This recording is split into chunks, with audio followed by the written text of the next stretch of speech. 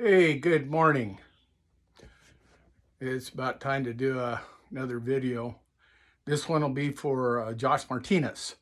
Okay. And if you don't know Josh Martinez, he was one of our protesters that was out in front of the federal courthouse in Las Vegas, Nevada. And, you know, very supportive of the Bundys and what was going on there.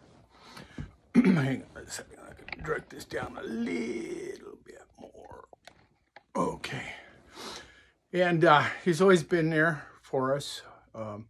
He's always been there for the Bundys in these protests. Well, for whatever reason, they decided to target Josh. Josh is a constitutionalist. He's very vocal in the open, out in the open. And it all started one day when him and a few others were just out on the sidewalk in front of the federal courthouse. And a Metro police officer decided to confront him and ask for his identification. Josh says, "What laws have I broken?" And he wouldn't give me his identification. They arrested him. And it just kind of escalated from there. And it's gotten ridiculous to the point where they're trying to put him away for a long period of time. He has spent 8 months in solitary confinement. He's not in solitary confinement right now. He's out. But he has been targeted and he's been abused. And this goes all the way back to 2017 during the trials for the Patriots and the Bundys.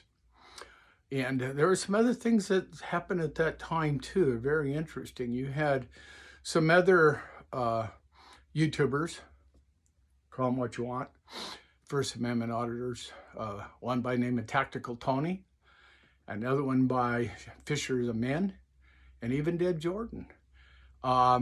Tactical Tony, he ended up, from what I understand, pled out and didn't have to serve any real time, but Fishers of Men served a full year. He wouldn't plea out, just like Josh won't plead out either. And the culprit behind all this is an officer called Officer Meade. Officer Meade is the joint connection in the fusion center to the feds, the FBI. He thinks he's very important. He's just this little runty, red-headed whatever, And I know you'll see this, Officer Meade, and I know you remember me because I called you out when you went after Deb Jordan for no friggin' reason. And yeah, I did a YouTube when he came after Deb Jordan and found out about all the other shenanigans you're pulling. And I called you out. I said, come on out. Come to Pahrump. Debate me. Because I've been going out to Pahrump, Nevada, where they're holding the Bundys. I've been out there pretty much on a regular basis. And Officer Meade never showed up. Big surprise, right? He was just a Johnny-come-lately. I was born and raised in Southern Nevada. And I know a lot of people. I know a lot of people, a lot of law enforcement, judges, things of that nature. So, anyhow, they targeted Josh Martinez. Again, it's really kind of a mystery why. But Josh Martinez kind of retaliated against Officer Meade and put some stuff up on YouTube, his First Amendment right. Interesting enough, it's still up there from what I understand. So Josh was working security at a nightclub, and they said his firearm was not out in the open. It was covered up. Well, just the top of it was covered up, so I got arrested for that. And it's just been one thing after another. And they, in my opinion, he made a mistake there because he pled out, and that was a felony. So that's where he got his felony. It was stupid. I think Josh would probably tell you that today, that he shouldn't have done that, because he has not pled out since then. And they went after him for assorted things, but primarily for some stuff that he put up on YouTube, which now everything revolves the court, the state's court and charges revolve against this one statement that he put out. And it was, "Officer Meade, I hope you die a slow and painful death." Okay? And they're calling that a direct threat. And the feds are connected because of Officer Meade. He's, like I said, he's the link in the Fusion Center to the FBI. Okay, so then the federal government files charges too. Filed charges against him for a violation of, as a convicted felon and having a gun. Well, the guns weren't even his; they were in the house, it was his dad's gun, who was a former military man. And so they went after him for that, and one for his brother had a gun, in his brother wasn't even in that house, living in that house. Okay, and they found one in his brother's car. So they're saying he violated, because he was a convicted felon, he couldn't have a gun. So that's very, very shaky grounds, especially when they can't prove that he ever touched those guns or when he touched those guns. If they're in your family, of course, you're going to touch them at some point in time. But, excuse me, they can't prove during that period of time they had anything to do with those guns or touched them. So the federal case is very, very shaky, very shaky. Going back to the state charges. Okay. Officer Meade, I hope you die a slow and painful death. Now, the first judge that was overseeing all this whole thing put Josh in prison in a solitary confinement for a total of 8 months. Well, his attorney finally got her kicked off the case. Okay, I'm suspecting she's going to be censored. That's probably in the process. She's a real witch, in my opinion. If you go to YouTube, you'll see some of this crap that she pulled, trying to get Josh to apologize to her. Jeez. Follow the law, bimbo.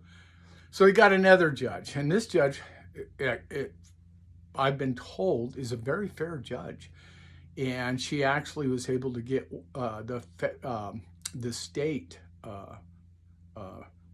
ankle bracelet taken off. They were going after Josh. He violated his ankle bracelet parameters. He had to take out the garbage. He lives on 6 acres. So he has to walk out to the edge of the property to take out his garbage. And they wanted to get him for that and throw him back in jail. But his attorney put an end to that pretty quick. Okay. So anyhow, from what I understand, there has been entered a motion to dismiss, looking for this whole thing to be dismissed. Summary judgment to dismiss. And the judge is taking it up on advice. She's looking at it. And the reason that they filed this motion, summary judgment to dismiss, is because he just exercised his First Amendment rights. That's it. That's it. Okay? Now, would I have done the same thing? I don't know. Probably not, actually. But the fact of the matter is, this officer had been harassing the crap out of Josh for some time. Trying to make a name for himself. Officer Meade trying to make a name for himself. Trying to be somebody. Because really, Officer Meade, you are a nobody. You're nothing. You're a big zero. Big zero. Okay? So Officer Meade is out there trying to make a name for himself and harassing Josh Martinez. So what's going to happen? Well, I wouldn't be surprised at all if this whole thing is just kicked out.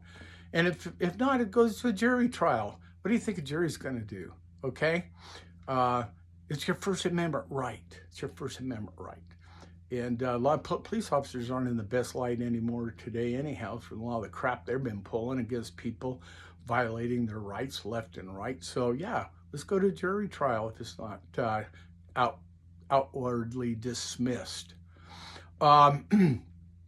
Which brings up another subject. Okay, it's very obvious that Josh's First Amendment rights were violated. I mean, I've harped on it. This is a First Amendment right. Okay, Officer Meade, have you ever heard of Title 18, Section 241, 242 of the U.S. Code? Deprivation of rights. And 241, very interesting, this is conspiracy to deprive somebody of rights. You got the judge, you got Officer Meade, you got prosecuting attorneys. They've all conspired to take this man's rights. Okay, so the next thing that's going to happen, mark my words, Officer Meade, you and the rest are going to have those charges filed against you. 1983, Section 42. Again, deprivation of rights. Look forward to y'all going to prison. Over and out.